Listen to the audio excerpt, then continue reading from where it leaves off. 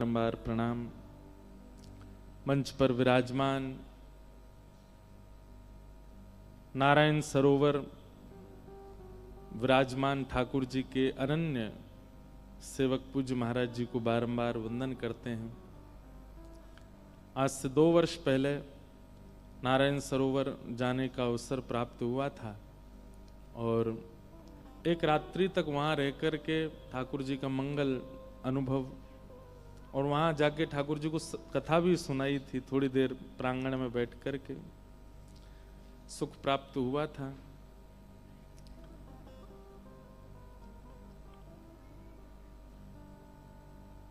मंच पर विराजमान समस्त संत वृंद, समस्त विप्र वृंद बंद कर एवं समस्त गंधर्वजन और आप सभी गांधी धाम निवासी एवं आसपास के क्षेत्रों से सब पधारे हुए वैष्णवों को जय श्री कृष्ण, जय सिया राम, जय श्रीमन नारायण, हर हर महादेव, जय जय श्री राधे, जय द्वारिकाधीश। यहाँ तो द्वारिकाधीश की जय बार बार बोलनी ही पड़ेगी। उन्हीं के स्थान में आए हैं। परम ब्रजवासीन को स्वभाव है कि हम द्वारिकाधीश को छेड़ें बहुत हैं। जब तक कछु कह ना लें उनते तब तक हमें सुख मिले ना है। कहा कह रहे हैं, क्या कह रहे हैं? अच्छा, गुजरात वाले अभी बोलना जाने ही ना है, वो तो 6 बोलते रहे। हमारे किशोरी जी की अष्ट सखियां हैं। उन अष्ट सखियों में एक सखी हैं,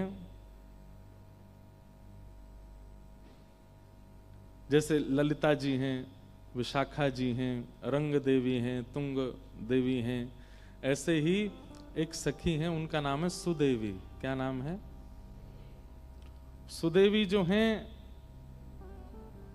उनका काम है किशोरी जी का श्रृंगार करना और श्रृंगार में भी पुष्प श्रृंगार में बहुत निपुण हैं श्री सुदेवी जी। बहुत सावधानी से सुनिएगा। अब ये बात जो आपने कही उसी में ही ये भाव निकल के आया है।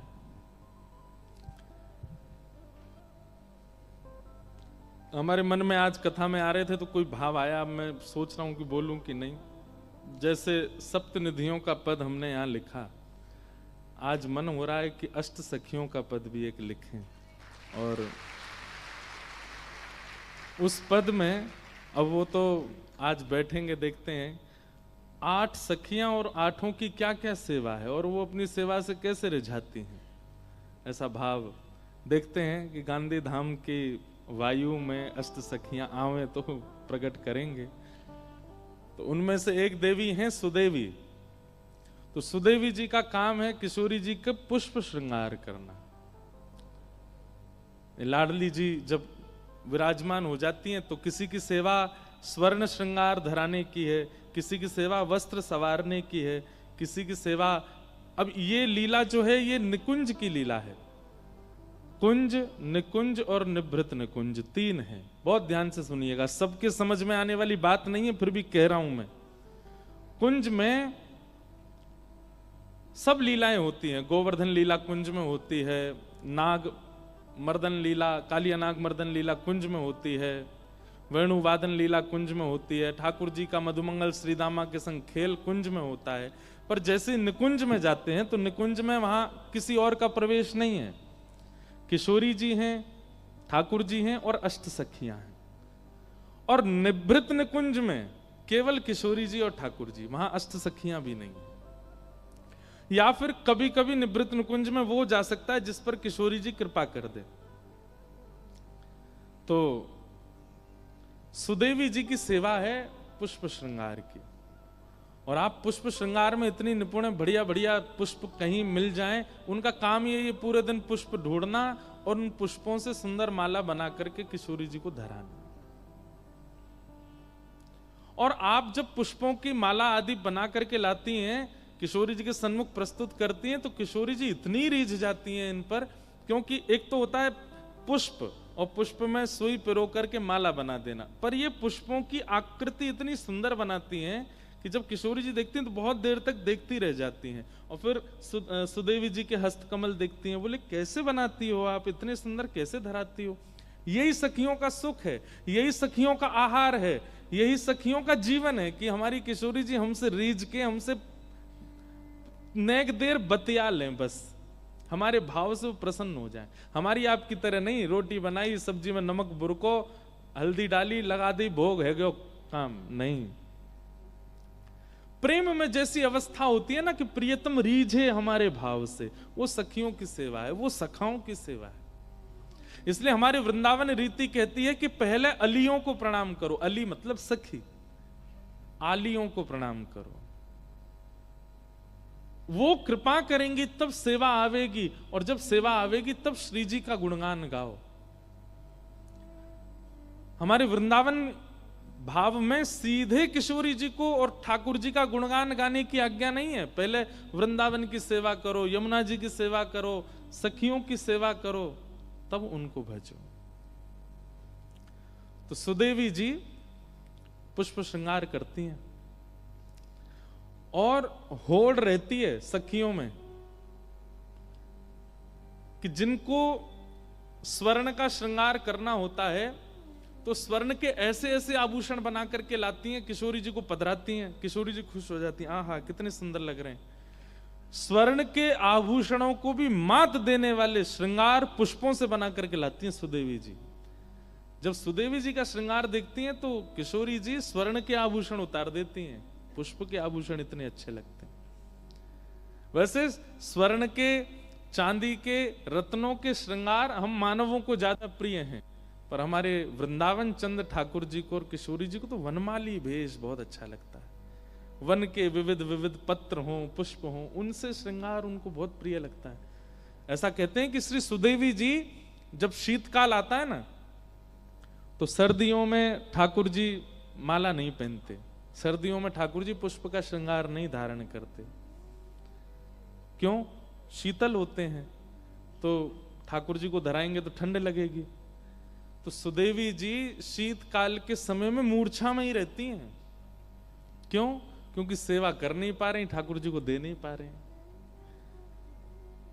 तब किशोरी जी के मन में आया कि हे सुदेवी जी, इधर देखो, सब लोग इधर देखो, यहां देखो, ऐसी बात चल रही है, फिरो रसगुल्ला दे रहे हैं लेकिन सबन को ध्यान पापड़ पे ही है, यहां देखो, कथा सुनो। क्या बता रहा था मैं? हाँ, तो किशोरी जी ने जब देखा कि सुदेवी जी ये हमेशा शीतकाल के समय पर विरह में चली जाती हैं, इनको मूर्छा आने लग जाती है। क्यों? सेवा ही नहीं है, पुष्प की सेवा है और वो अब शीतकाल में पुष्प धरा नहीं सकते। तो फिर किशोरी जी कहती हैं इनको दूसरी कोई सेवा दी जाए। क्या सेवा दें जिससे इनकी शीतकाल में भी सेवा हुआ करे? तो सुदेवी जी की एक सेवा है सुख और सारी। ये ब्रज की लीला में आता है कि सुख यानी कि तोता और सारी यानी कि तोता का ही सखी स्वरूप। सुख और सारी, इनको पढ़ाने की सेवा श्री सुदेवी जी की है कि इनको सिखाओ और क्या करना है, इनका काम क्या है। जैसे ठाकुर जी वृंदावन में, किशोरी जी बरसाने में, तो किशोरी जी बरसाने में इस वक्त क्या कर रही हैं, वो सुख जाकर के देखेगा और वृंदावन जाके ठाकुर जी को सुनाएगा। नव निकुंज में ऐसी नथनी पहनी है, ऐसे कुंडल पहने, ऐसी पोशाक पहन करके किशोरी जी बैठी हैं, मंदम हवा चल रही है, किशोरी जी के केश लहरा रहे हैं। और यहाँ किशोरी जी को जब ठाकुर जी की याद आती तो वो सारी को भेजती हैं, जाके देख के आओ वृंदावन में ठाकुर जी क्या कर रहे हैं। तो फिर सारी वृंदावन आकर के ठाकुर जी का स्वरूप देखती है और उन स्वरूप को आकर के फिर किशोरी जी को वर्णन करती, सुनाती है। ये सुख सारी की सेवा और इन दोनों को निपुणता प्रदान करने की आज्ञा सुदेवी की है।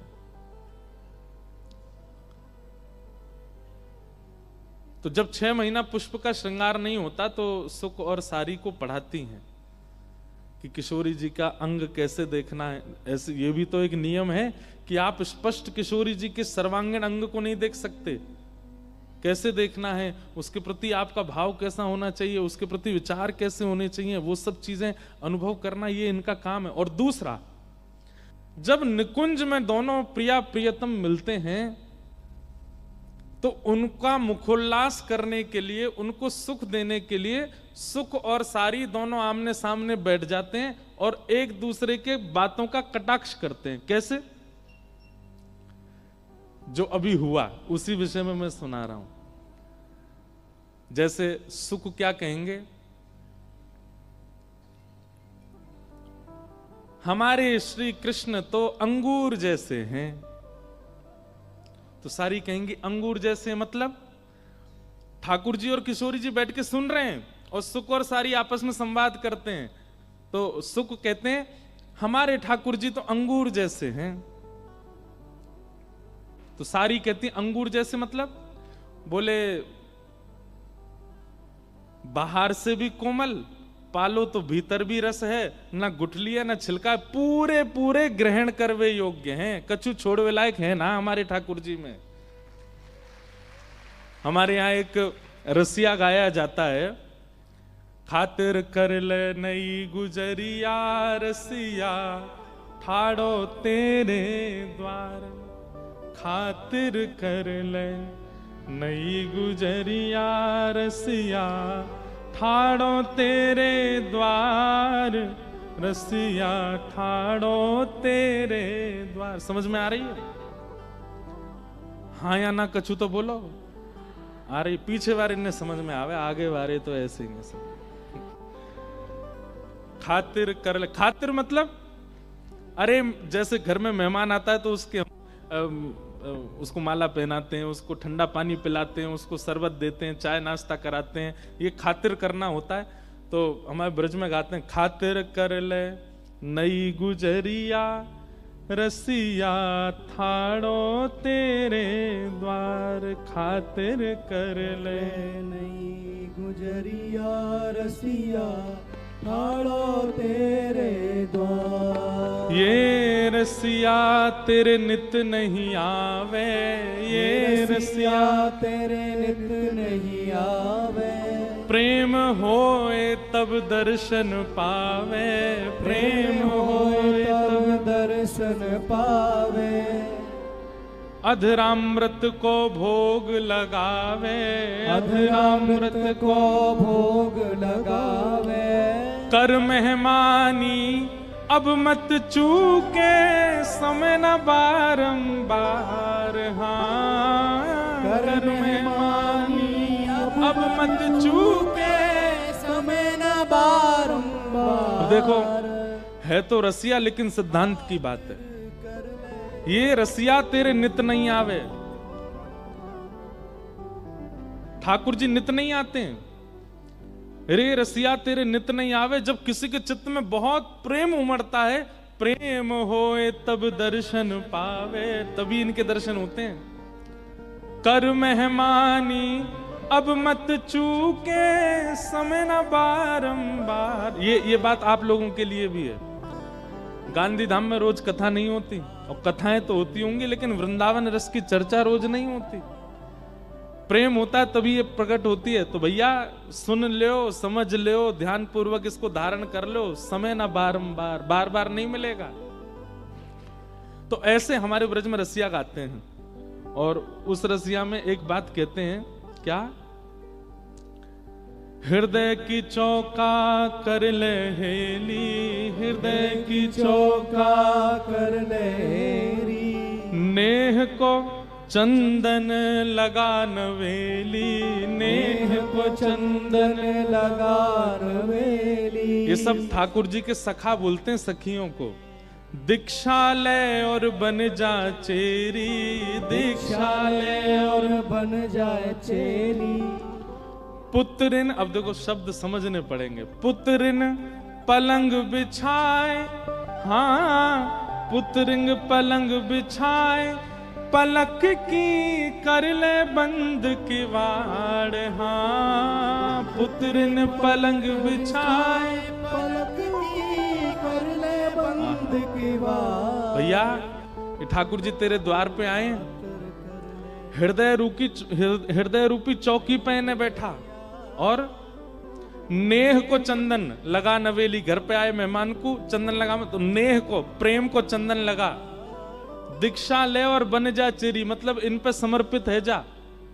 और पुत्रिन पलंग बिछाए, अपने नेत्र रूपी पलंग पे इनको लेटाए के और अपने पलकन की किवाड़न को बंद कर ले, सदा को अपने नेत्र में न धारण कर ले। खातिर कर ले नई गुजरिया रसिया ठाड़ो तेरे। तो सुख और सारी का संवाद मुझे पूरा तो याद नहीं है, लेकिन जितना याद है मैं सुनाऊं।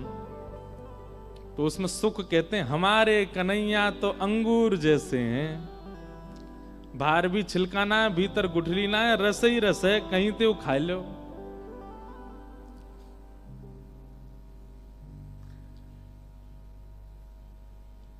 बैठ जाओ भैया, जहां जा कुछ जगह मिले वहीं बैठ जाओ। इतने में अब सारी क्या बोलती हैं, अब सुख ने जो बात कही है सारी को वो काटनी है। तो सारी कहती हैं, बोले देखो एक बात तो सुख तुम्हारी मानेंगे। बोले कहा, लाला तुम्हारो रस्ते भरो भयो, ये बात तो हम मानेंगे, पर जे अंगूर ना है। बोले तो फिर? बोले जी गन्ना है, गन्ना। कौन? गन्ना। और गन्ना को स्वरूप का होवे? सुन लो भैया ने कहा, जोड़ू तुम्हारे सुन लियो ने कथा। सुख ने कही हमारे लाला अंगूर हैं, तो सारी कह रही हैं अंगूर नहीं है तो रसयुक्त, पर ये गन्ना है। तो सुख बोले गन्ना कैसे? बोले रस तो इनमें है, लेकिन जब तक इनको मीड़ो नहीं जाएगा तब तक निकरे ना है। या हमारे हम सखीन के हत्ते इनको चढ़ानो पड़े, इनके कान मरोड़ने पड़े, इनकी वंशी चुरानी पड़े, कभी इनको मुकुट चुरानो पड़े, कभी इनकी पीतांबरी लेके भागनो पड़े। जब तक मीड़ोगे नहीं तब तक इनमें ते रस निकरेगो नहीं। या हमारे हमको इनको गारी सुनानी पड़े। ये है सुख सारी का संवाद। अब सुख कहेगा एक बात, सारी उस पर अपना भाव देगी। और अब इतने जैसी आपने ताली बजाई, ऐसे किशोरी जी ताली बजाती, वाह वाह वाह सारी जीत गई हमारी। तो फिर ठाकुर जी कहते हैं, ए सुख नाक कट रही है हमारी, कछु बोल भाई बढ़िया। तो फिर सुख कहे, ए सारी तू जाने ना है, वो तो हमारो लाला बड़ो कृपालु है, हमारो लाला बड़ो भक्त वत्सल है। तुम सबन की गारी, तुम सबन की ओछी वाणी, तुम सबन की हरकत जो है कहा है, काउदना अगर पूतना वाले हाथ दिखा दिए ना, हमारे ब्रज में पूतना आई, अघासुर आयो, बकासुर आयो, कालिया नाग आयो, सबन को मार दियो लाला ने। गिरिराज पर्वत उठाई लियो हमारे लाला ने। तू जाने ना है अभी हमारे लाला के बले। जैसे ही कही कि भैया इनने पूतना मारी है, घासुर मारो, धेनुकासुर मारो, और देख पूरे ब्रज में इनको सब राजा की तरह पूजें। यदि ये नहीं होते तो हमारो ब्रज कब को नष्ट हो चुका होता। तब सारी बोलती हैं, तेरे लाला ने गिरिराज जी उठाए? बोले हाँ। वो इकन्नी उंगली पे और इकन्नी उंगली के नख पे गिरिराज जी उठाए।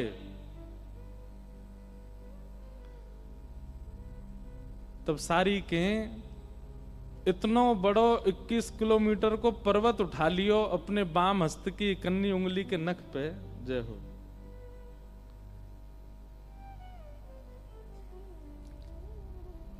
हमारे मध्य पूज्य श्री टीकम महाराज जी पधारे हैं, आपको बारंबार प्रणाम। आपका स्थान गोवर्धन बहुत सुंदर है महाराज जी, स्थान का दर्शन करके बहुत आनंद आता है। तो सुख कहते हैं, वो हमारे लाला ने गिरिराज जी उठाए, अघासुर, बकासुर, धेनुकासुर कितने बड़े बड़े राक्षस मारे। हमारो लाला नहीं होता तो ब्रजमंडल डूब गए होतो, हमारो लाला नहीं होता तो राक्षसन की चपेट में आके तुम सबरे मर गए होते। और तुम हमारे लाला की ऐसी बात कर रही हो कि गन्ना की तरह मीड़ना पड़े तभी रस निकले। अब किशोरी जी आदि तो ताली बजाती नहीं, सुख जो है वो आपस में ताली बजाते, हाँ बात तो बढ़िया है भैया, सही बात है, लाला नहीं होता तो कैसे ब्रज को रक्षा होती। तो सारी बोली तुम्हारे लाला ने गिरिराज जी उठाए, बोले हाँ वो 21 किलोमीटर लंबे और बाम हस्त की इकन्नी उंगली के नख पे उठा लिए। तब सारी बोली हाँ वही बात करी हूं, सुन ले मेरी सुन ले। बोले कहा इतना बड़ा पर्वत उठा लियो, लेकिन हमारी किशोरी जी नेत्र भर के देख लें तो हल्की सी बंसी ना उठाई जाए इन पे।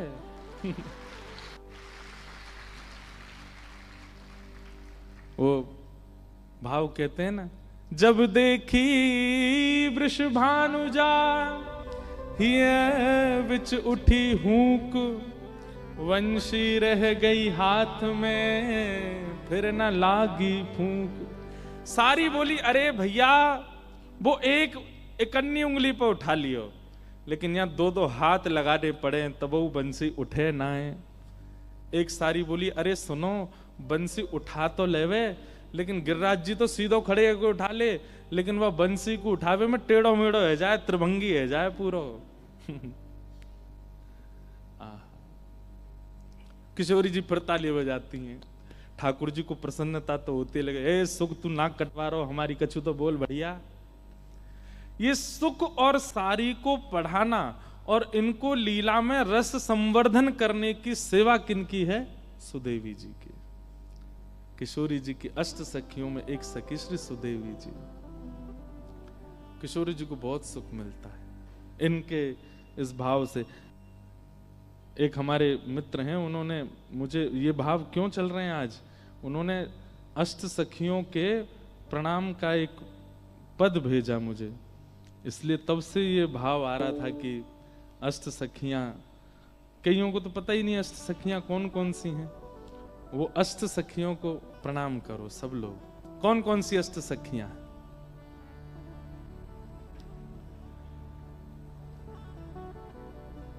जय जय जय प्रिया अष्ट सहेली, जय जय जय प्रिया अष्ट सहेली, जय जय जय प्रिया अष्ट सहेली, जय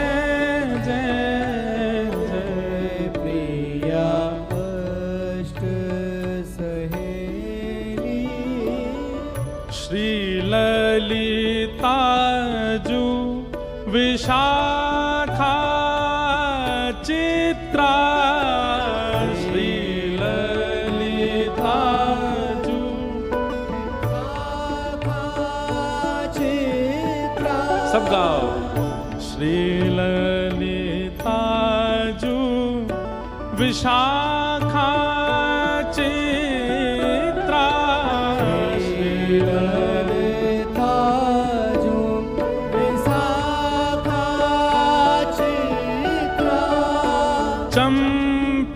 चंपकलता सुघर मन मेली, चंपकलता सुघर मन में, हे जय जय जय प्रिया अष्ट सहेली,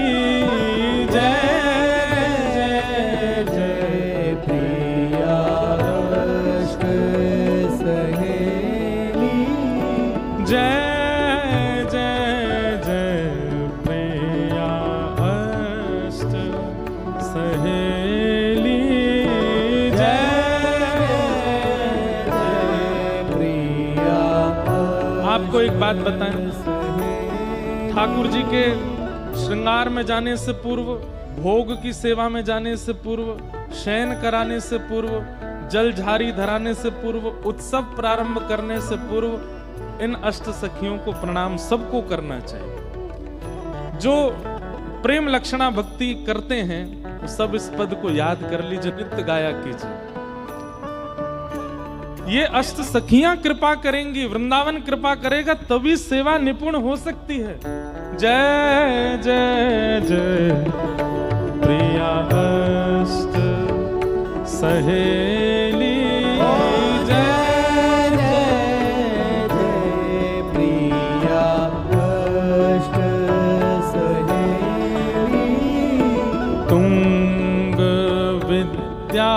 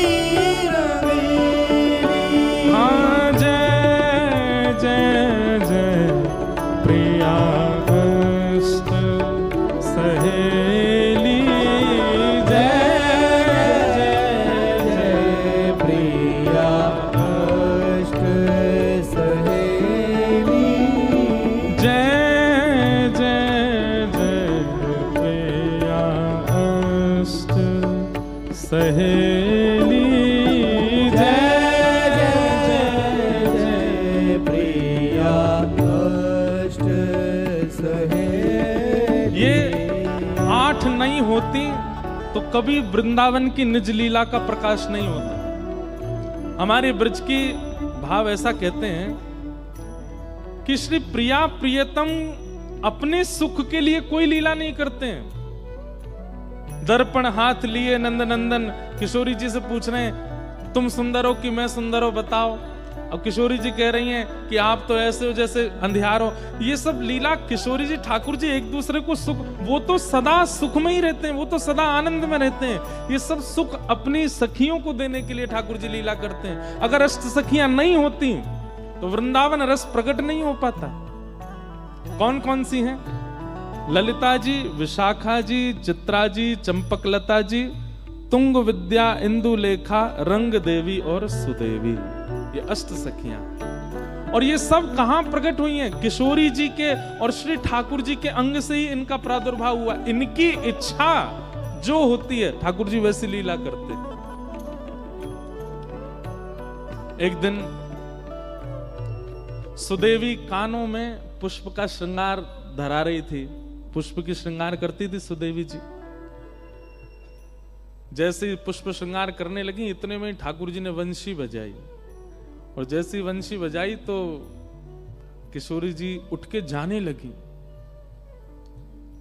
तो सुदेवी जी बोली, हे श्यामाजू अभी श्रृंगार पूरा भयो नहीं, आप कहां जा रही हो? किशोरी जी बोली, है तो गयो सब श्रृंगार, मुकुट पहन लियो, गले में धारण कर लिया, हाथन में पम। बोले कर्ण फूल तो धारण करो।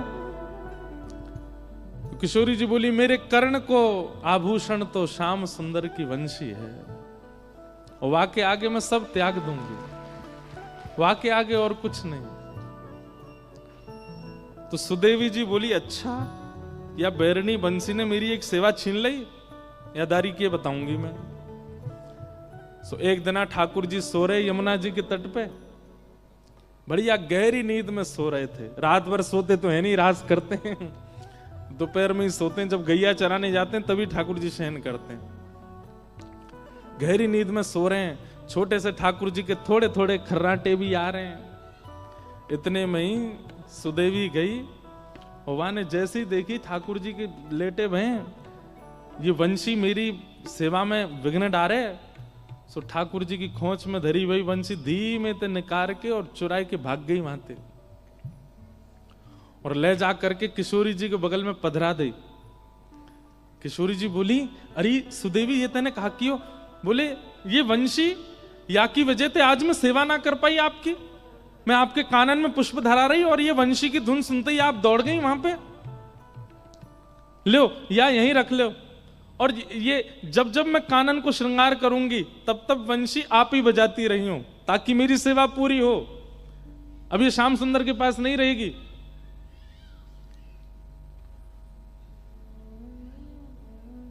इतने में ठाकुर जी की नींद खुल गई, और ठाकुर जी को सबसे ज्यादा प्यारी वंशी है। उठते ही ठाकुर जी ने, सब देखो मेरी बंसी कहां गई, ढूंढने लगे, नहीं मिली।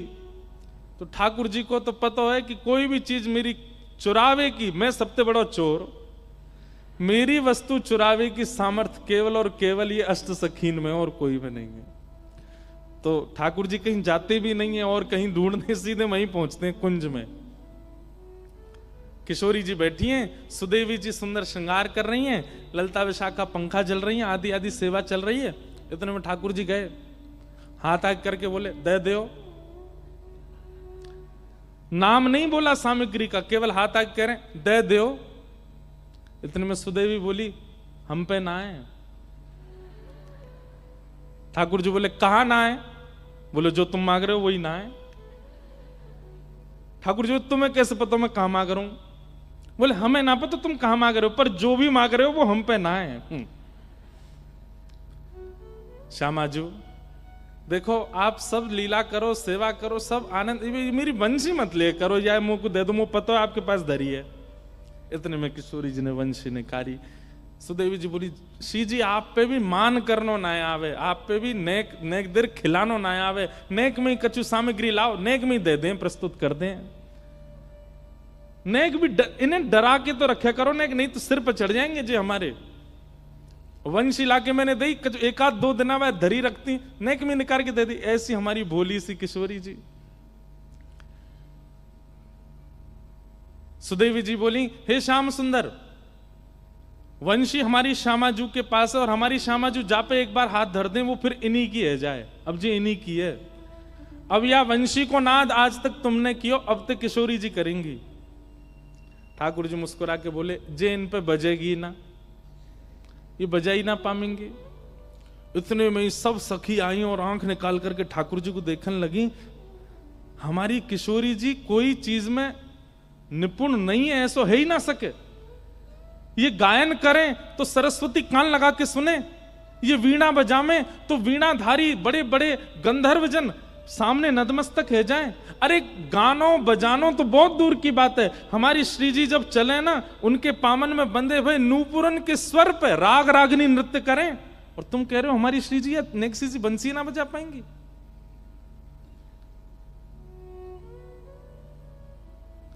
ठाकुर जी बोले, मैं विद्या पे प्रश्न चिन्ह नहीं उठा रहा हूं, किशोरी जी की विद्या पे मेरा कोई आक्षेप नहीं है, मैं तो अपनी वंशी को स्वभाव बता रहा हूं कि वो इन पे नहीं बजेगी।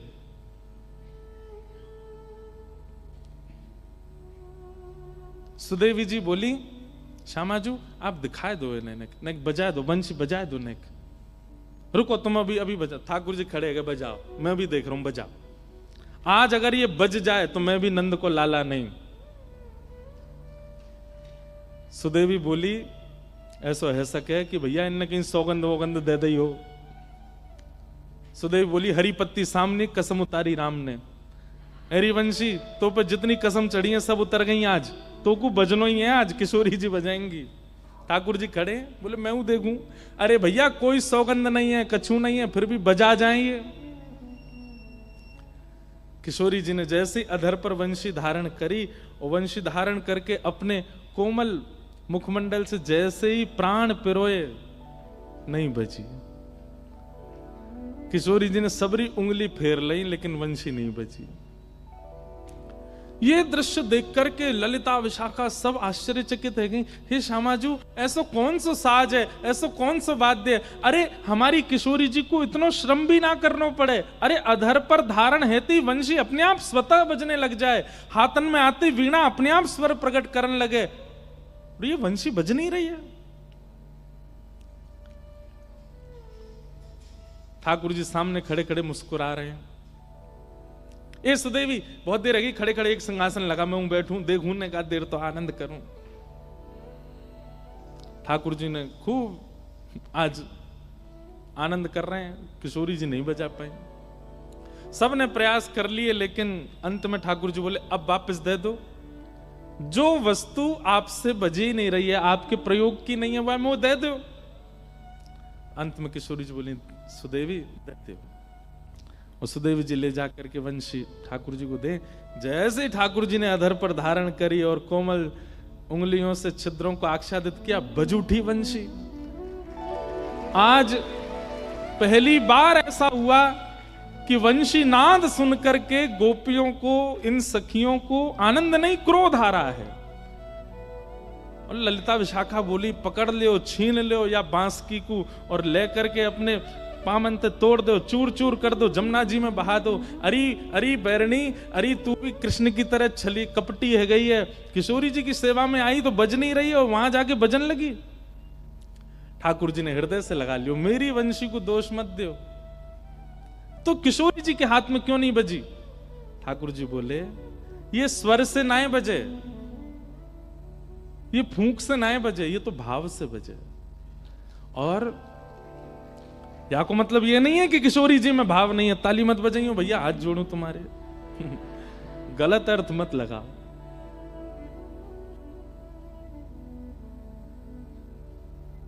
ठाकुर जी बोले मेरी वंशी जो है ना, वो अनन्य भक्त है। कौन है? जोड़ते बोलो, कौन है? अनन्य भक्त। अनन्य भक्त मतलब न अन्य इति अनन्य, जो एक का होकर के सदा एक का ही रहे, उसको अनन्य कहते हैं। और मेरी वंशी अनन्य है। हे श्यामाजू, आप जब वंशी धारण करके बजा रही तो मन में कहा विचार कर रही? बोले मैं तो आपको विचार कर रही। बोले वही तो बात है। और मेरी वंशी मेरी सेविका नहीं, वो तो आपकी आराधना करे, वो तो आपकी सेविका है। जब तक आपका भाव बजाने वाले के चित्त में नहीं आएगा, आपका विरह बजाने वाले के चित्त में नहीं आएगा, आपके प्रति प्रेम बजाने वाले के चित्त में नहीं आएगा, तब तक नहीं बजेगी। आपको अपनो ही ध्यान करना पड़ेगा, तब वंशी बजेगी, ऐसे नहीं बजेगी। मेरी वंशी अनन्या है। या हमारी ये मुंह से ही बजे क्योंकि मैं आपको ध्यान करूं, मैं आपको चिंतन करूं, और आप मेरो चिंतन कर रही हो। मेरो चिंतन करोगे कैसे बजेगी? समझ में आई बात? ये तो आपकी सेवा में रहवे, आप मेरी सेवा या से कराओगी तो ये अनन्यता त्यागती नहीं है मेरी वंशी, ये तो आपकी है।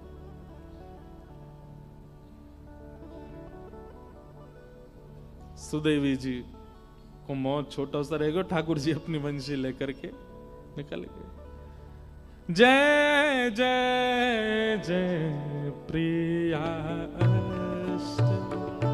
सहेली, जय जय जय प्रिया अष्ट सहेली, एक एक की अष्ट अष्ट आली, एक एक की अष्ट अष्ट आली। क्या समझे? किशोरी जी की अष्ट सखियां हैं, और इन आठों में एक एक की आठ आठ सखियां और हैं। ललिता जी की अष्ट सखियां और हैं, विशाखा जी की अष्ट सखियां हैं, इंदुलेखा जी की अष्ट सखियां हैं, चित्रा सखी की अष्ट सखियां हैं, सुदेवी जी की अष्ट सखियां हैं। इन सबकी भी आठ आठ सखियां अलग अलग हैं। एक एक की अष्ट अष्ट आली, एक एक की अष्ट अष्ट आली। और कैसी हैं? वय सौंदर्य सुबेली माया सौंदर्य सुहाग सुबेली हे माया सौंदर्य सुहाग सुबेली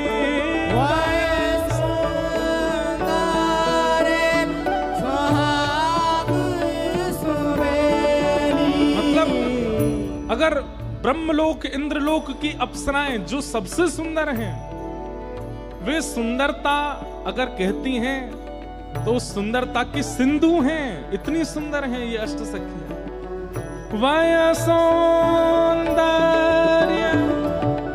सुहाग सुबेली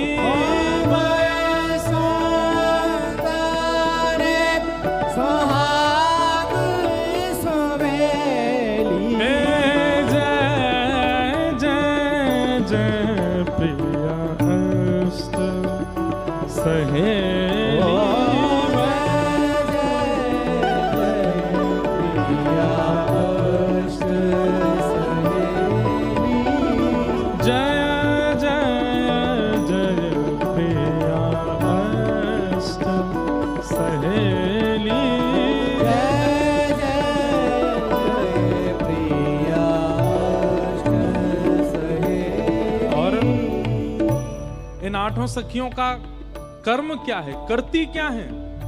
सेवा तत्पर लाल लढ़ेती सेवा तत्पर लाल लढ़ेती।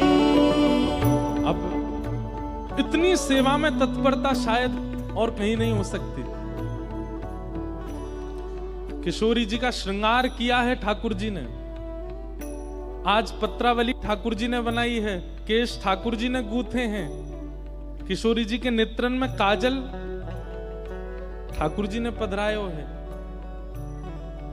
और जैसे ही ठाकुर जी किशोरी जी को दर्पण दिखाते हैं, हे श्यामाजू ने देखो कैसी लग रही हो,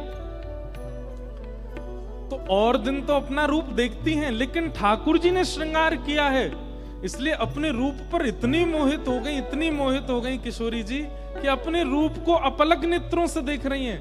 और रूप में जो एक एक श्रृंगार है ना, उसको इतने ध्यान से देख रही हैं। ये जो काजल हैं, ये श्याम सुंदर ने अपने हाथन से लगाए हैं। ये जो मुख पे लालिमा है, ये श्याम सुंदर ने पधराई है। ये केश श्याम सुंदर ने गूंथे हैं। ये कानन में कर्णफूल श्याम सुंदर तोड़ करके लाके लगाए हैं। इतनी आतुर है गई कि आज पूरा दिन व्यतीत है गया अपने मुख को देखते देखते। तो दर्पण में जो स्वरूप था, उस स्वरूप से रहा नहीं गया। किशोरी जी कहने लगी, हे ललिते तुम कितनी सुंदर हो। इतने में ही दर्पण का किशोरी जी का प्रतिबिंब ही प्रकट हो गया और श्री ललिता जी के रूप में व्यवस्थित हो गया। श्री ललिता जी के रूप में वो आ गया। श्री ललिता जी हैं। अब सोचो, एक तो होता है सेवा में सुख का ध्यान रखना, पर सेवा में अपना प्रतिबिंब ही प्रिय लग जाए तो वो प्रतिबिंब भी अपने आप को रोक ना पाए कि मैं इनको प्रिय लग गया हूं, मैं इस कांच में कैसे टिक सकता हूं। तुरंत निकल करके ललिता जी के रूप में प्रकट हो गई। ये हैं सखियां। हाँ, सेवा तत्पर लाल लढ़ेती सेवा तत्पर लाल लढ़ेती निरखत नित्य निकुंज की केली निरखत नित्य निकुंज हे जय जय जय प्रिया अष्ट सहेली जय प्रिया अष्ट सहेली जय जय जय प्रिया अष्ट सहेली जय जय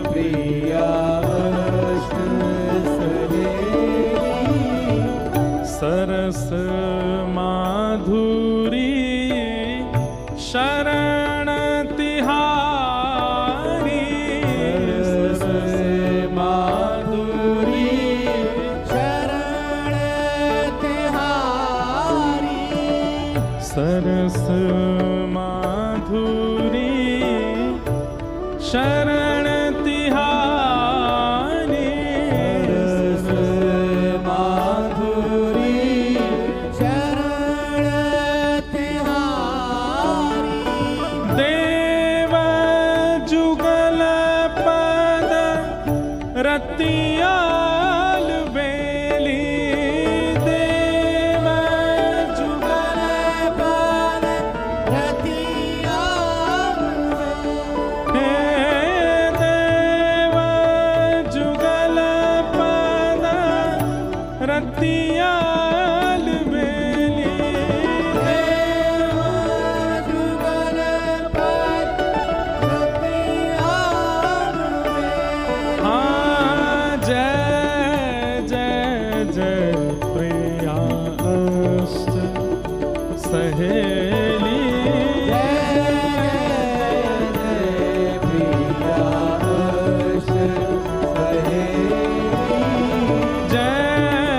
जय जय प्रिया अष्ट सहेली, जय जय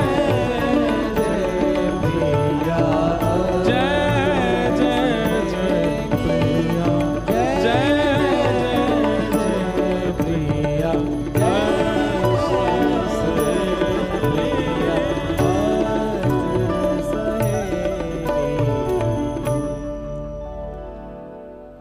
ये अष्ट सखियां हैं। तो आपने बात कही कि भाई गुजरात के लोग भी कम नहीं है सुनाने में। गुजरात के लोग कुछ भी नहीं सुनाते ठाकुर जी को जितना ब्रजवासी सुनाते हैं। ये ब्रज की गोपियां जितना, ब्रज की सखियां जितना ठाकुर जी को सुनाती हैं उतना तो कोई सुना ही नहीं सकता। और उसके पीछे कारण क्या बताया? बोले कि श्री कृष्ण कौन है? बोले गन्ना है। और गन्ना जब तक मीड़ो नहीं जावे गो, गन्ना जब तक कुचलो नहीं जावे तब तक रस निकले नहीं है। लेकिन एक और बात है, रस पिलाने वाला ही कुचलता है गन्ना को, पीने वाले नहीं कुचलते। पीने वाले तो केवल देखते, आप पीने वाले हो, हम पिलाने वाले हैं। हम कह सकते हैं, आप नहीं कह सकते। कहीं हमारी तरह आप द्वारिकाधीश को जाकर के कुछ ताने दोगे तो महाराज सुदर्शन चक्र है हाथ में, पीछे पड़ जाएगा। मैं एक बात कथा में कहा करता हूं कि जिसने अतीत में प्रेम दिया हो उसको क्रोध करने का अधिकार होता है। जिसने अतीत में प्रेम दिया हो उसको लड़ने का अधिकार होता है, उसको झगड़ने का अधिकार होता है। पर जिसने प्रेम ही नहीं दिया वो अगर लड़ने आ जाए तो वो विवादित वार्ता होती है, वो विवाद हो जाता है, उस पर केस चल जाता है, वो प्रसंग फिर स्वीकार्य नहीं होता। पधारो, हमारे कीर्तिदान जी आए हैं, खूब आनंद है।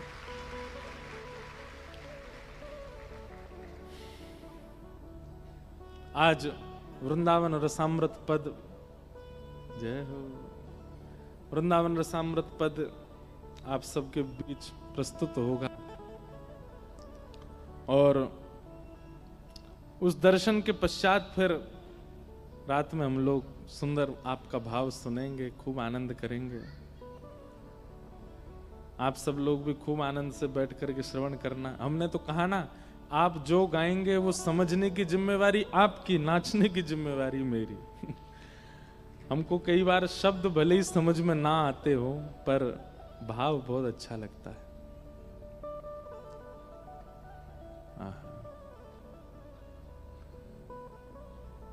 मथुरा ना राजा थया चो,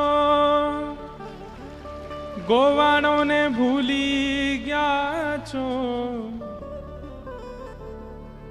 मथुरा ना राजा थया चो, गोवाणो ने भूली गया छो। आगे क्या है? हे ओधा जी रे मारा वाला ने बढ़ीने के जो माने तो मनावी ले जो रे। हे ओधा जी रे मारा वाला ने बढ़ीने के जो। कल रात में आप बैठ के सुना रहे थे, अभी मैं दूसरे पक्ष में जा चुका हूं, कथा निकुंज पक्ष की चल रही है, उस पक्ष में जाना नहीं है मुझे, लेकिन कल रात में आप ऐसे भाव सुना करके गए। एक बात आप कह रहे थे कि महाराज जी विरह तो गुजरात में ही प्रकट हुआ ठाकुर जी का, क्योंकि अभाव जहां होता है विरह वहीं प्रकट होता है। वृंदावन में तो सब मिल गया ना ठाकुर जी को, वृंदावन में तो प्रेम प्राप्त हुआ, गोपियां प्राप्त हुई, यशोदा मैया, नंद बाबा सब प्राप्त हुए, लेकिन द्वारिका में तो सबका अभाव है। इसलिए अभाव में ही प्रेम प्रकट होता है। कई लोग कहते हैं महाराज जी हमको बहुत विरह होता है। अरे ठाकुर जी से ज्यादा विरह नहीं हुआ होगा, श्री कृष्ण से ज्यादा विरह नहीं हुआ होगा, जितने विरह में हमारे ठाकुर जी रहे हैं।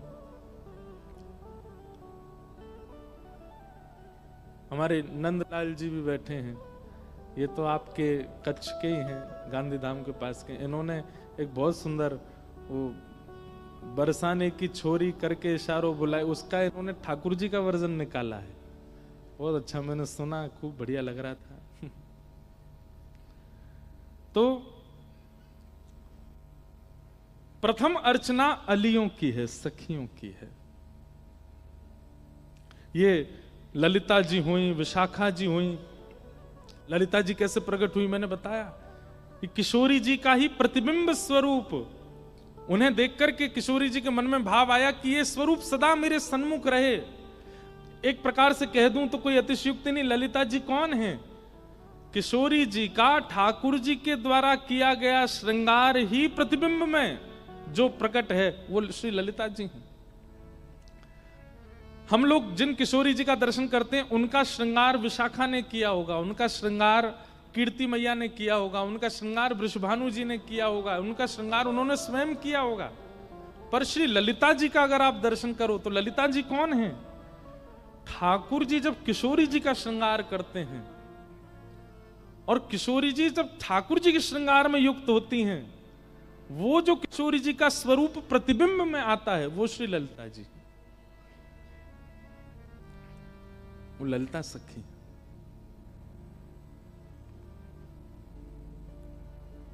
हम ठाकुर जी को प्रतिबिंब दिखाते हैं। जब लाल जी की सेवा होती है, आरती होती है, तो ठाकुर जी के आगे प्रतिबिंब दिखाया जाता है। प्रतिबिंब दिखाने का तात्पर्य क्या होता है कि ठाकुर जी का जो प्रतिबिंब स्वरूप है वो किशोरी जी हैं। देखो बहुत ध्यान से सुनिएगा। लोग बाग कहते हैं, और कई आपके गुजरात के लोग भी कह सकते हैं, बोले ठाकुर जी ने प्रेम श्री किशोरी जी से किया तो फिर विवाह रुक्मिणी जी से क्यों? एक बात कह दें, विवाह उससे किया जाता है जो हमेशा हमसे अलग था, उसको अपना बनाया जाता है। पर जो हमारा ही है, जो हम ही हैं, अपनाया उसको जाता है जो हमसे विलग है, और जो हम में ही है, हम ही हैं, उसको अपनाने की कोई रिचुअल नहीं किया जाता। जो अपना ही है, जो हम ही हैं, उसके लिए कोई व्यवस्था नहीं की जाती है, सप्त फेरों की आवश्यकता नहीं है, उसके लिए कुछ विवाह का ये पूरा प्रकरण करने की आवश्यकता नहीं है। ये तो उसके लिए आवश्यक है जो अपना नहीं है। ठाकुर जी ने 16,108 विवाह किए, उनसे किए जो उनकी नहीं थी। हम ठाकुर जी के नहीं हैं, हमको स्वीकार करेंगे तो यह भी एक विवाह है। हम अभी ठाकुर जी के हम प्रयास करते हैं कि वो हमें प्रेम करें, हमें स्वीकार करें, क्योंकि हम उनके नहीं हैं। पर किशोरी जी वो तो नित्य श्याम सुंदर की हैं, कोई विलग नहीं है। कथा आती है कि भगवान एक दंपति को वचन दे चुके थे कि मैं तुम्हारे यहां पुत्र बनकर के आऊंगा। वो दंपति ही वसुदेव देव की थे। तभी ब्रह्मा जी के यहाँ 2 दंपति सेवा करते थे, उनकी सेवा से ब्रह्मा जी प्रसन्न हो गए। तो ब्रह्मा जी ने कहा वरदान मांगो, क्या चाहिए? बोले आपके इष्ट जो नारायण हैं ये हमारे यहाँ पुत्र बन करके आए हैं। ब्रह्मा जी बोले ठीक है, मैं ठाकुर जी से बात करूंगा। बोले बात नहीं, पहले हमें वचन दो। तो ब्रह्मा जी ने वचन दिया, कोई बड़ी बात नहीं, ठाकुर जी तुम्हारे यहाँ पुत्र बन के आएंगे। ब्रह्मा जी ठाकुर जी के पास गए, बोले भगवान मेरे ब्रह्मलोक में 2 दंपति सेवा में हैं, उनकी एक ही इच्छा है कि आप उनके यहाँ पुत्र बन के जाओ। ठाकुर जी बोले कैसे संभव होगा, हम तो द्वापर में एक माता पिता चुन चुके, अपने 2 जन्म नहीं ले सकते। ब्रह्मा जी बोले हमारी इच्छा पूरी करनी पर, मैं उनको वचन दिया है। तब ठाकुर जी ने कहा ठीक है, हम जन्म लेंगे देवकी वसुदेव के यहाँ, और फिर आपके जो सेवादार हैं वे नंद यशोदा के रूप में आएंगे, और 11 वर्ष 56 दिन के लिए हम उनके पुत्र बनने के लिए जाएंगे। पर जब तक पृथ्वी पर सूर्य चंद्र की किरण है तब तक सब नंद यशोदा के पुत्र ही कहेंगे। भले हम 11 वर्ष रहें पर उन पर कृपा इतनी होगी कि पुत्र उनका ही कहा जाएगा। जन्मेंगे कहीं, पलेंगे उनके पास। ब्रह्मा जी भी सोच में पड़ गए, लीला कैसे करोगे? ठाकुर जी बोले वो हम करेंगे, व्यवस्था जैसे भी होगी। ध्यान से सुनिएगा। 2 जगह ठाकुर जी ऑलरेडी कह चुके हैं कि मैं पुत्र बनूंगा। तभी भगवान का हुआ मोहिनी अवतार, और उस मोहिनी रूप को देख करके सब मोहित हो गए। कहां तक कहें, बड़े बड़े देवताओं के चित्त में भी ऐसी भावना आ गई कि इनसे हमारा ब्याह हो जाए। लेकिन एकमात्र सूर्य देव ऐसे थे जो ठाकुर जी पर मोहित नहीं हुए। मोहिनी रूप देख करके सूर्य देव के मन में आया, ऐसी पत्नी नहीं, ऐसी पुत्री हो, इतनी सुंदर मेरी पुत्री हो, उसका मैं कन्यादान करूं, ये सौभाग्य मुझे मिले। तो मोहिनी जब भगवान बन के प्रकट हुए तो देवताओं के पास जब जाते थे तो देवता कहते हमसे ब्याह कर लो।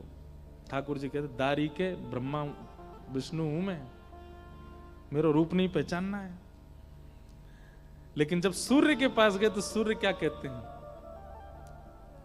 मेरी पुत्री बन जाइए। तो मोहिनी भी स्तब्ध हो गई। ठाकुर जी बोले और किसी की बात में मुझे प्रियता नहीं लगी, लेकिन सूर्य हम आपके इस भाव से बहुत प्रसन्न हैं। बोले मेरी परम इच्छा है कि मैं आप जैसी पुत्री को गोद में खिलाऊं, उसका पालन करूं, उसको अपनी पुत्री कहूं, वो मुझे अपना पिता कहे, ये सौभाग्य मुझको दीजिए नाथ। ठाकुर जी बोले द्वापर युग आ रहा है, हम 2 माता पिता तो चुन चुके हैं, लेकिन आप हमको पुत्री रूप में चाहते हो, इसलिए मेरी ही आह्लादनी शक्ति, मेरा ही प्रतिबिंब स्वरूप वो आपके यहां पुत्री बन करके आएगा, और सूर्य ही वृषभानु बने और ठाकुर जी का प्रतिबिंब किशोरी जी बन करके प्रकट हुआ, श्री राधा रानी के रूप में प्रकट हुआ। किशोरी जी विलग नहीं है ठाकुर जी से। ठाकुर जी जब एक बात कहें, हम सबको अपना प्रतिबिंब का स्वरूप सबसे अच्छा लगता है। दुनिया में अगर पूछा जाए कि हमारी सबसे प्रिय वस्तु क्या है, तो जब हम खुद को दर्पण में देखते हैं, प्रतिबिंब में देखते हैं, हमको बहुत अच्छा लगता है। और प्रतिबिंब में देखते ही हमारा हाथ जाएगा, यूं करेंगे यूं करेंगे, बढ़िया। जब तक प्रतिबिंब हमको पास नहीं करता, हम अपनी पत्नी के सामने भी नहीं जाते, हम पति के सामने भी नहीं जाते, हम कमरे से बाहर ही नहीं निकलते। सबसे पहले हमारे श्रृंगार को देखने का अधिकार केवल प्रतिबिंब का है। इतना प्रेम हम अपने प्रतिबिंब से करते हैं। वही प्रतिबिंब किशोरी जी हैं। तो उनके साथ ठाकुर जी का जो संबंध है, जो लीला है, जो क्रिया है, उस पर इतना संशय क्यों? ठाकुर जी का प्रतिबिंब है, इसलिए ठाकुर जी की, हमारे गिरधर लाल जी की जब आरती होती है, आरती से पहले ठाकुर जी को आरसी दिखाते हैं। तो आरसी में ठाकुर जी जब खुद को देखते हैं वो किशोरी जी हैं, और फिर किशोरी जी को देख करके ठाकुर जी अर्चक से कहते हैं अब नेक तू भी देख। तो फिर हम ऐसे देखते हैं तो हम कहते हैं हाँ लाल जी खूब सुंदर लगे। और दूसरा भाव यह है कि स्वरूप जो है वो ठाकुर जी हैं, और स्वरूप पर जो श्रृंगार है वो किशोरी जी हैं। पाग है, कुंडल है, नथबेसर है, गले के माला है, हाथ के कड़ूला है, पामन के पाजेब हैं, बाजूबंद है, ये सब किशोरी जी हैं।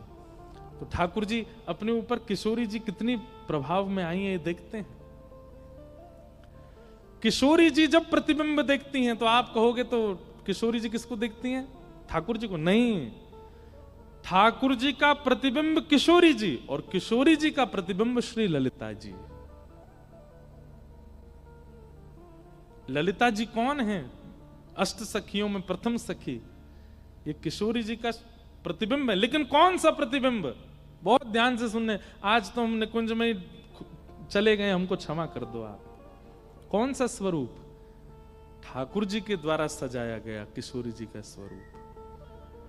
और किसी के द्वारा सेवा किशोरी जी की हुई है, वो प्रतिबिंब जब किशोरी जी देखती हैं तो वो किशोरी जी खुद को ही देखती हैं।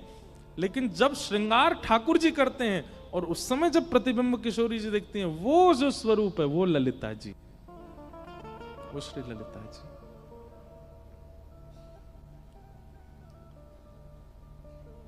क्योंकि उस दिन किशोरी जी को अपने श्रृंगार से इतनी प्रीति हो जाती है, एक एक बिंदु मुखमंडल पर ठाकुर जी ने धारण कराया है। नैनन में ही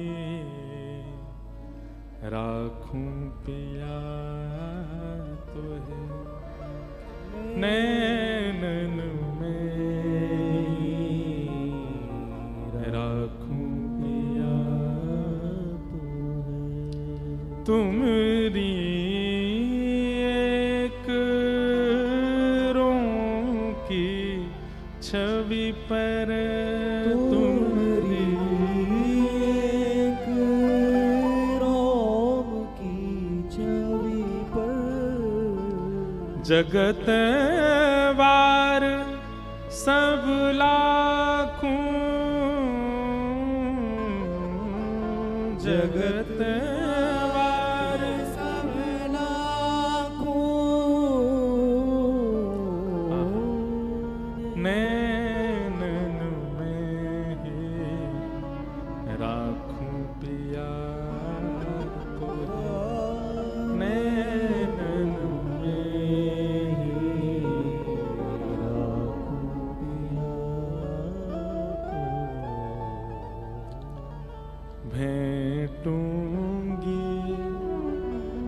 अंग सकल सांवल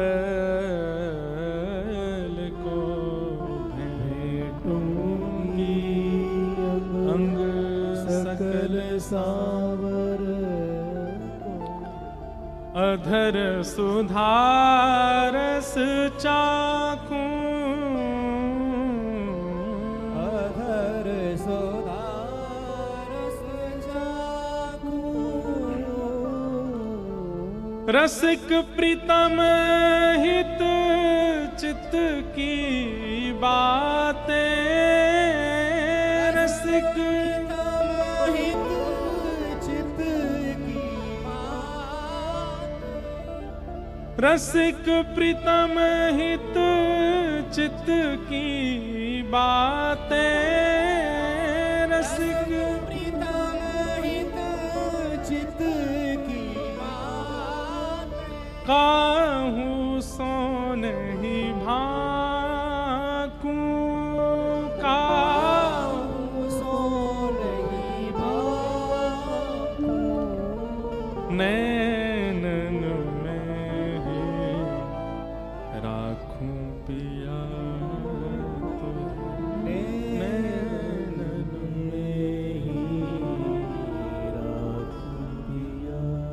तो ठाकुर जी के द्वारा किया गया किशोरी जी का जो श्रृंगार है, वही श्रृंगार जब प्रतिबिंब में किशोरी जी देखती हैं तो प्रतिबिंब में जो स्वरूप दिखता है वही ललिता जी के रूप में प्रकट होता है।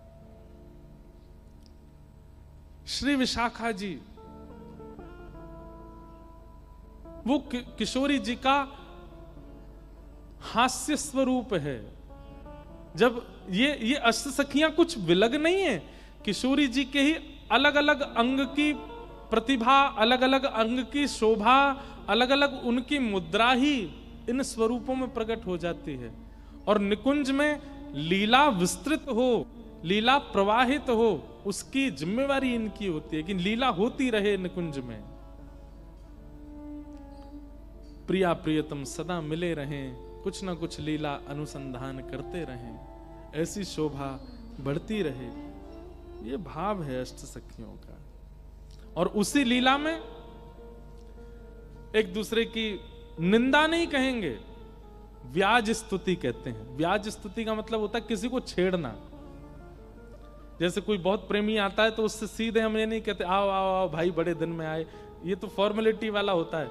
लेकिन कोई बहुत बड़ा प्रेमी हमारा आवे, बहुत अच्छा हमारा मित्र आवे, तो जब आता है तो हम व्यंग कसते हैं उसके ऊपर, आओ आओ आओ आओ भैया, पूर्णिमा के चंद्रमा आजा भैया, अमावस्या की रात आजा, बहुत दिना में आयो भैया। 15 दिन में आती है ना कभी कभी। तो जो बहुत प्रेमी मिलता है तो उसके प्रति हम जो व्यंग कसते हैं उसको कहते हैं व्याज स्तुति। तो ऐसे ही ये सब सखियां हैं, ये ठाकुर जी को गलत नहीं बोलती हैं, ये ठाकुर जी पर व्याज स्तुति करती हैं।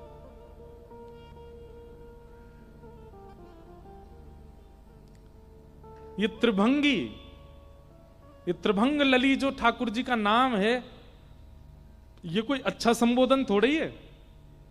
इसका मतलब क्या है? 3 जगह से जो भंग हैं, 3 जगह से जिनका शरीर टूटा हुआ है, उनको कहते हैं। लेकिन ये नाम रखा है गोपियों ने, आइए त्रिभंगी जी आइए। ठाकुर जी जब आते हैं क्यों बोले टेढ़े मेढ़े से खड़े रहते हैं, सीधे इन पर खड़ा हुआ नहीं जाता। एक पद गाते हैं हमारे रास में, रास में चल श्यामा प्यारी, बाट सब देखें ब्रज नारी। रास में चल श्यामा प्यारी, बाट सब देखे ब्रज नारी। रास में चल श्यामा प्यारी, बाट सब देखें ब्रज नारी। रास में चल श्यामा प्यारी, बाट सब देखे ब्रज नारी। रास में चल श्यामा प्यारी, बाट सब देखें ब्रज नारी। रास में चल श्यामा प्यारी, बाट सब देखे ब्रज नारी। शरद की छाई उजियारी, चलो पिया नटवर गिरधारी। शरद की छाई उजियारी, चलो पिया नटवर गिरधारी। तो इस पद में एक भाव कहते हैं, ठाकुर जी कुछ कह रहे थे, ठाकुर जी किशोरी जी से कह रहे थे कि हे किशोरी जी, चंद्रमा क्या दिखा रही हो? मेरी दृष्टि तो आप पे पड़ी है, आपके अलावा मुझ को कोई चंद्रमा नहीं दिख रहा है। चंद्र चांदनी के सहित नभ चढ़ करत पयान। ध्यान से सुनना, किशोरी जी कह रही हैं हे श्याम सुंदर, आज चंद्रमा कितना सुंदर लग रहा है। पर ठाकुर जी क्या कहते हैं? श्री राधा मुख देख के मैं भूलो सबही गुमान। हे किशोरी जी, चंद्रमा क्या देखना, जब आपका मुखमंडल दिख रहा हो, आप जैसी सुंदरता दिख रही हो, तो फिर चंद्रमा कहां सुंदर लगता है? तो किशोरी जी कहती हैं बात बनानो तो कोई तुमसे सीखे, ऐसी ऐसी बात बना के लामेंगे। तब किशोरी जी कहती हैं सहज टेढ़ बतरान में टेढ़ो है तेरो अंग। किशोरी जी कहती हैं ये टेढ़ी टेढ़ी बात तुम्हारी इसलिए निकलती है क्योंकि तुम्हारा टेढ़ा अंग है ना, अंग प्रत्यंग सब टेढ़े हैं। ठाकुर जी कहते हैं हे श्यामाजू, मैं जन्म ते टेढ़ो ना हूं। किशोरी जी बोली तो फिर टेढ़े कैसे? देखो सबरे टेढ़े हैं, एक भी सीधो नहीं है, एकमात्र हमारो लाला सीधो है बस, गिरधर लाल। लेकिन जो टेढ़े नहीं है यूं ही खड़े हैं, बाकी सब टेढ़े हैं। तो किशोरी जी कह रही हैं सहज टेढ़ बतरान में टेढ़ो तेरो अंग। ये टेढ़ी मेढ़ी बात तुम कहां ते करनो सीखे हो, क्योंकि तुम्हारो अंग ही टेढ़ो है। यशोदा मैया ने तुम